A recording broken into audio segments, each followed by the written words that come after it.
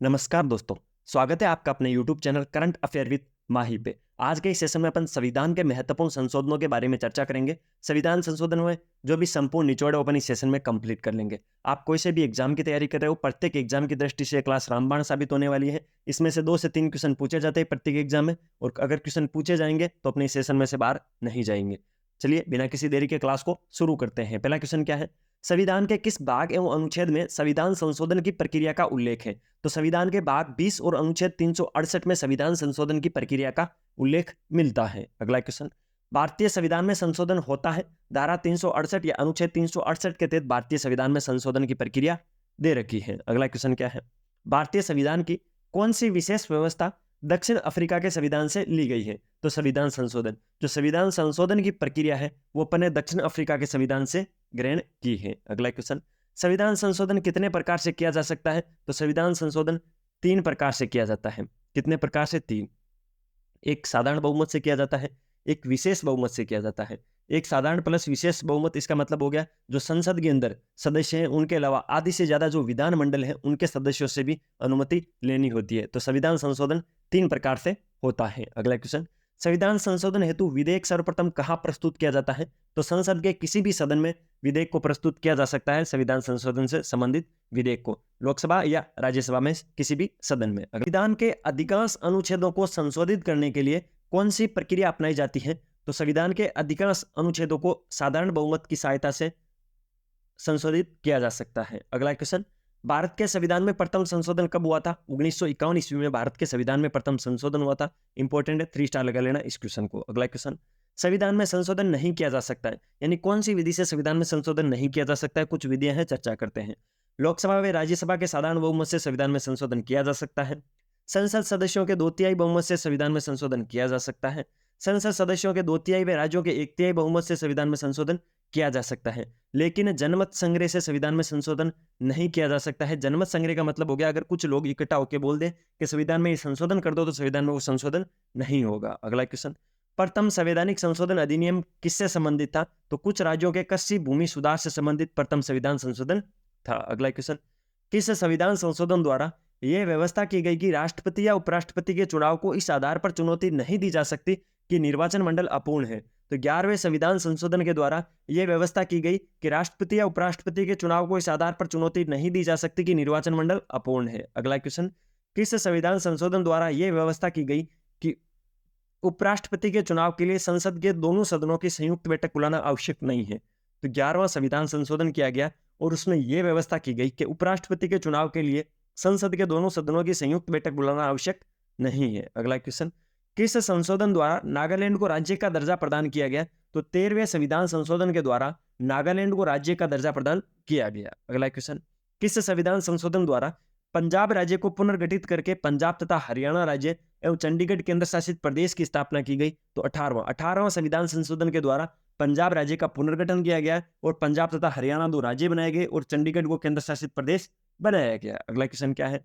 संसद को मौलिक अधिकारों में संशोधन करने का अधिकार संविधान के किस संशोधन द्वारा दिया गया? तो 24वें संविधान संशोधन के द्वारा संसद को यह अधिकार दिया गया कि वो मौलिक अधिकारों में संशोधन कर सकती है। देशी नरेशों के प्रीविपर्सों और विशेषाधिकारों को किस संवैधानिक संशोधन अधिनियम द्वारा समाप्त किया गया? जो देशी रियासतें थी, वहां के जो राजा थे, उनको भारत में सम्मिलित करने के लिए कुछ लालच दिया गया। लालच में उनको कुछ विशेष अधिकार दिए गए, कुछ प्रति महीने उनको वेतन मिलता था। तो जो भी वेतन और विशेष अधिकार मिलते थे उनको 26वें संविधान संशोधन के द्वारा समाप्त कर दिया गया। अगला क्वेश्चन, किस संवैधानिक संशोधन अधिनियम द्वारा लोकसभा की सीटें अधिकतम 545 निर्धारित की गई? तो 31वें संविधान संशोधन के द्वारा लोकसभा की सीटें अधिकतम 545 निर्धारित की गई। अगला क्वेश्चन, किस संवैधानिक संशोधन अधिनियम द्वारा राज्य लोक सेवा आयोग के अध्यक्ष व सदस्यों की सेवानिवृत्ति की आयु सीमा 60 वर्ष से बढ़ाकर 62 वर्ष कर दी गई? तो 41वें संविधान संशोधन के द्वारा जो लोक सेवा आयोग है उनके जो अध्यक्ष व सदस्य हैं उनकी सेवानिवृत्ति की आयु सीमा 60 वर्ष से बढ़ाकर 62 वर्ष कर दी गई थी। अगला क्वेश्चन, निम्न में से कौन सा संशोधन अधिनियम मिनी संविधान माना जाता है? ठीक है, तो मिनी कॉन्स्टिट्यूशन किसको बोलते हैं? 42वें संविधान संशोधन अधिनियम 1976। 42वें संविधान संशोधन अधिनियम 1976 को मिनी कॉन्स्टिट्यूशन या मिनी संविधान के नाम से जाना जाता है। अगला क्वेश्चन, भारतीय संविधान की प्रस्तावना में समाजवादी तथा धर्मनिरपेक्ष शब्द जोड़े गए। तो 42वें संविधान संशोधन के द्वारा भारतीय संविधान की प्रस्तावना में समाजवादी तथा धर्मनिरपेक्ष शब्द जोड़े गए। अगला क्वेश्चन क्या है, शिक्षा को किस संविधान संशोधन के द्वारा राज्य सूची से समवर्ती सूची में लाया गया? आपको पता है 3 प्रकार की सूची होती है, राज्य सूची होती है, ठीक है, संघ सूची होती है और समवर्ती सूची होती है। राज्य सूची पर कानून बनाने का अधिकार अधिकतम राज्य सरकार को होता है। संघ सूची पर हमेशा कानून संघ सरकार या केंद्र सरकार बनाती है। समवर्ती सूची पर दोनों मिलकर कानून बनाती है। मैंने आपको बोला है कि राज्य सूची पर विशेष अधिकार होता है कि राज्य कानून बनाए, लेकिन कुछ विशेष परिस्थितियों में केंद्र सरकार भी राज्य सूची पर कानून बना सकती है।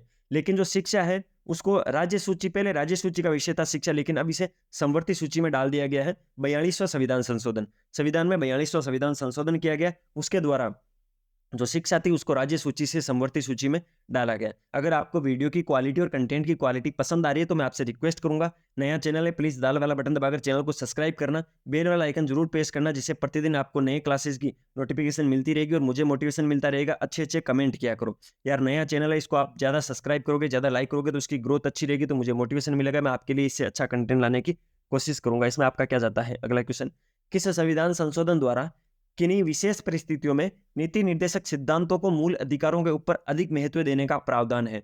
तो 42वें संविधान संशोधन के द्वारा कुछ विशेष परिस्थितियों में जो नीति निर्देशक तत्व है या नीति निर्देशक जो सिद्धांत है उनको मूल अधिकारों के ऊपर रखा जा सकता है। अगला क्वेश्चन, 42वां संविधान संशोधन अधिनियम 1976 में हुआ था, निम्नलिखित में से किस समिति की रिपोर्ट के आधार पर तैयार किया गया था? तो स्वर्ण सिंह समिति, जो 42वां संविधान संशोधन था वो स्वर्ण सिंह समिति की सिफारिश के आधार पर तैयार किया गया था। अगला क्वेश्चन, भारतीय संविधान के किस संशोधन द्वारा राष्ट्रपति को कोई मामला मंत्रिपरिषद के द्वारा पुनर्विचार किए जाने के लिए वापस भेजने का अधिकार दिया गया है? तो 42वें संविधान संशोधन के द्वारा राष्ट्रपति को कोई भी मामला मंत्रिपरिषद के द्वारा पुनर्विचार किए जाने के लिए वापस भेजने का अधिकार दिया गया है। अगला क्वेश्चन, किस संविधान संशोधन अधिनियम के द्वारा स्वतंत्रता के मौलिक अधिकारों की संख्या 7 से घटाकर 6 कर दी गई है? तो 44वें संविधान संशोधन के द्वारा स्वतंत्रता के मौलिक अधिकारों की संख्या 7 से घटाकर 6 कर दी गई है। अगला क्वेश्चन क्या है, संविधान के किस संशोधन द्वारा संपत्ति के अधिकार को मूल अधिकार की श्रेणी से निकाल दिया गया है? संपत्ति का अधिकार पहले मूल अधिकारों की श्रेणी में आता था, लेकिन अब इसको विधिक अधिकार बना दिया गया है 44वें संविधान संशोधन के द्वारा। 44वें संविधान संशोधन के द्वारा संपत्ति के अधिकार को मूल अधिकार से हटाकर विधिक अधिकार बना दिया गया है। अगला क्वेश्चन, किस संविधान संशोधन अधिनियम के द्वारा लोकसभा के कार्यकाल को 6 वर्ष से घटाकर 5 वर्ष कर दिया गया है? तो 44वें संविधान संशोधन के द्वारा जो लोकसभा है उसके कार्यकाल को 6 वर्ष से घटाकर 5 वर्ष कर दिया है। इसका मतलब लोकसभा का कार्यकाल पहले 6 वर्ष था, लेकिन वर्तमान में 5 वर्ष है। राज्यसभा का कार्यकाल पहले 6 वर्ष था और वर्तमान में भी 6 वर्ष है। अगला क्वेश्चन, दल बदल निरोधक कानून किस संविधान संशोधन विधेयक से संबंधित है? तो 52वें संविधान संशोधन के अंदर दल बदल निरोधक कानून बनाया गया था। अगला क्वेश्चन, संविधान के किस संशोधन द्वारा मतदान की आयु 21 वर्ष से घटाकर 18 वर्ष की गई है?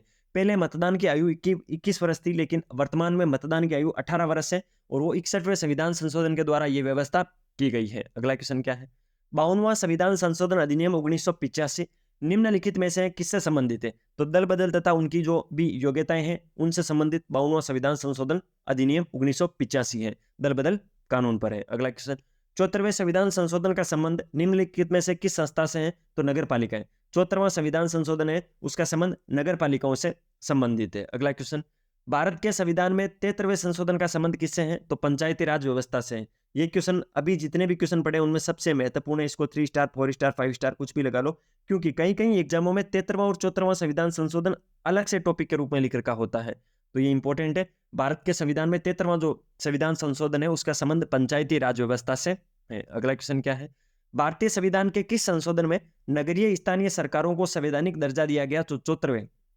भारत के संविधान में जो नगरीय स्थानीय सरकारें हैं उनको संवैधानिक दर्जा 74वें संविधान संशोधन के द्वारा दिया गया था। अगला क्वेश्चन, निम्नलिखित में से संविधान का वह कौन सा संशोधन है जिसके अनुसार महिलाओं के लिए नगरपालिका एवं ग्राम पंचायतों में 1/3 सीटों का आरक्षण की व्यवस्था की गई है? तो 73वें व 74वें संविधान संशोधन के द्वारा महिलाओं के लिए नगरपालिका व ग्राम पंचायतों में 1/3 यानी 33% सीटों के आरक्षण की व्यवस्था की गई है। अगला क्वेश्चन, भारतीय संविधान के किस संशोधन अधिनियम द्वारा 6 से 14 वर्ष के सभी बच्चों के लिए शिक्षा के अधिकार को मूल अधिकार बनाया गया? तो 86वें संविधान संशोधन के द्वारा शिक्षा के अधिकार को मूल अधिकार बनाया गया था। अगला क्वेश्चन क्या है, भारतीय संविधान के संशोधनों में कौन सा संशोधन केंद्रीय मंत्रिमंडल के आकार को सीमित करता है? तो 91वां जो संविधान संशोधन है वो केंद्रीय मंत्रिमंडल के आकार को सीमित करता है, यानी उसके अंदर ऐसी दे रखा है कि मिनिमम 12 मंत्री होने चाहिए, अधिकतम 15% से अधिक मंत्री नहीं होने चाहिए। तो जो केंद्रीय मंत्रिमंडल है उसके आकार को सीमित कौन करता है? 91वां संविधान संशोधन। अगला क्वेश्चन, 91वां संविधान संशोधन विधेयक मंत्रिपरिषद को कितना प्रतिशत तक सीमित करने के लिए जारी किया गया है? मैंने आपको पहले ही बता दिया 15%। यानी अगर मान लो कि टोटल 100 सदस्य हैं तो उसमें केवल 15 ही मंत्री बन सकते हैं, ठीक है, ये प्रावधान दे रखा है। अगर 200 है तो 30 बन सकते हैं, 300 है तो 45 बन सकते हैं, लेकिन मिनिमम की भी है कि 11 मंत्री तो कम से कम होने ही चाहिए, ठीक है। तो ये सारी चीजें आपको ध्यान रखना है। 91वां संविधान संशोधन के द्वारा मंत्रिपरिषद को 15% तक सीमित किया गया। अगला क्वेश्चन, किस संविधान संशोधन अधिनियम के द्वारा अनुसूचित जनजातियों हेतु एक पृथक राष्ट्रीय आयोग की स्थापना का प्रावधान किया गया? तो 89 99वें संविधान संशोधन के द्वारा अनुसूचित जनजातियों के लिए एक पृथक राष्ट्रीय आयोग की स्थापना का प्रावधान किया गया था। अगला क्वेश्चन, 104वां संविधान संशोधन विधेयक किससे संबंधित था?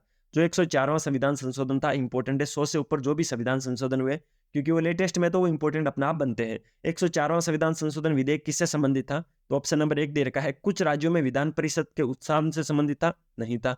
भारत के बाहर रहने वाले भारतीय मूल के लोगों के लिए द्वैत नागरिकता आरंभ करने से नहीं, अभी भी एकल नागरिकता का प्रावधान है। निजी शिक्षा संस्थानों में सामाजिक तथा आर्थिक दृष्टि से पिछड़े वर्गों के लिए कोटा प्रदान करने से, बिल्कुल जो निजी शिक्षा संस्थान है उसमें सामाजिक और आर्थिक दृष्टि से जो पिछड़े हुए बच्चे हैं या जो पिछड़े हुए विद्यार्थी हैं, पिछड़े हुए वर्ग हैं, उनको एक अलग से रिजर्वेशन कोटा प्रदान किया गया है 104वें संविधान संशोधन के द्वारा। इसलिए ऑप्शन नंबर 3 इस क्वेश्चन के परिप्रेक्ष्य में राइट ऑप्शन होगा। अगला क्वेश्चन क्या है? वर्ष 2012 का 97वां संविधान संशोधन अधिनियम किस विषय से संबंधित था?